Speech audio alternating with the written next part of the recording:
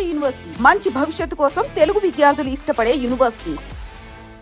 గా ఈ సినిమాలో నమ్మకాలు ఉండొచ్చు కానీ ఇర్రేషనల్ గా నమ్మకాలు ఉండకూడదు. అది ఎక్కడ వర్కౌట్ కాదు, సూపర్స్టిషన్స్ ఎక్కడ వర్కౌట్ కాదు. ఓన్లీ టేక్ అస్ బ్యాక్ అనేది నేను చదువుకున్న స్కూల్స్లో నేర్పించారు, నా టీచర్స్ నేర్పించారు, తల్లిదండ్రులు నేర్పించారు. సో ఇప్పుడు అదే వీళ్ళతో కూడా కూర్చొని అదే నేర్చుకున్నాను. ఏంటంటే దట్ సూపర్స్టిషన్స్ ఎప్పుడు వర్కౌట్ కాలేదు, దానివల్ల ఇబ్బందులే వచ్చాయేమో. సపోజ్ ఇప్పుడు ర్యాండమ్ గా ఒక వెరీ ఫేమస్ బాబా comes and say yellow colour dress వేసుకొని రోజు కర్డ్ రైస్ తింటే you will see success only in your life అని చెప్తే would that add any weightage to you? It will garbage అది. ఇట్స్ చెప్తున్నా అంటే that's what I'm saying. There is a limit to what will I want to believe and there is a limit to what will I not. నేను ఈ question ఇంత డీప్గా ఎందుకు అడుగుతున్నానంటే film ఇండస్ట్రీని base చేసుకొని కొంతమంది చేస్తున్నటువంటి predictions it is like creating gang wars among the fans himself. నాకు మూఢనమ్మకం ఉందంటే అది ఒకటే నాకు స్క్రిప్ట్ నచ్చాలంతే.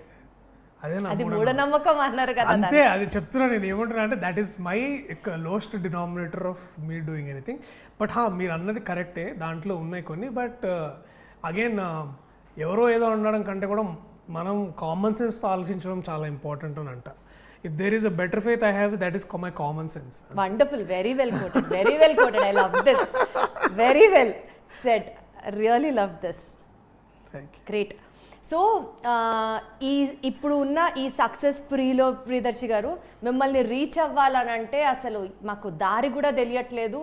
ఒక టెక్నీషియన్ పాయింట్ ఇది, నేను నిజంగా చెప్తున్నాను, live experience. I'm asking you as a question. అసలు మిమ్మల్ని ఇప్పుడు nowhere in a reachable zone అని అంటున్నారు, ఏం చెప్తారు మీరు? The right people will find the right channel to reach me. So అట్లేం లేదబ్బా, it is just the hype. I'm still talking to my old friends. I'm still in remuneration scale అసలు ఒక range లో పెరిగిపోయింది. డెఫినెట్లీ పెంచుతాను నేను, మజాగా. లేకపోతే ఖాళీ కూర్చున్న రోజులు నన్ను ఎవడు అడగలే కదా. నేను ఇప్పుడు దానికోసం పైసలు తీసుకుంటలేను. అప్పుడు ఖాళీగా ఉన్నా కదా, ఆ రోజు పైసలు తీసుకుంటున్నాను నేను ఇప్పుడు. అరే వా, లేదు. అండ్ నెక్స్ట్ ఈ సినిమా గురించి మాట్లాడితేనండి, ఒకప్పుడు రాజేంద్ర ప్రసాద్ గారి సినిమా రిలీజ్ అయింది, ఆ ఒక్కటే అడక్కు. దానికి దీనికి చిన్న రిలవెన్స్ ఏమన్నా ఉందా, రిజెంబ్లెన్స్? అంటే దీంట్లో ఒకటే అండి, ఆ నమ్మకం, దట్ జాతకాలు ఇవన్నీ, ఆ నమ్మకం అంతే. That is the only relevant point. But మా స్క్రీన్ ప్లే, మా కథ పూర్తిగా దానికంటే చాలా డిఫరెంట్.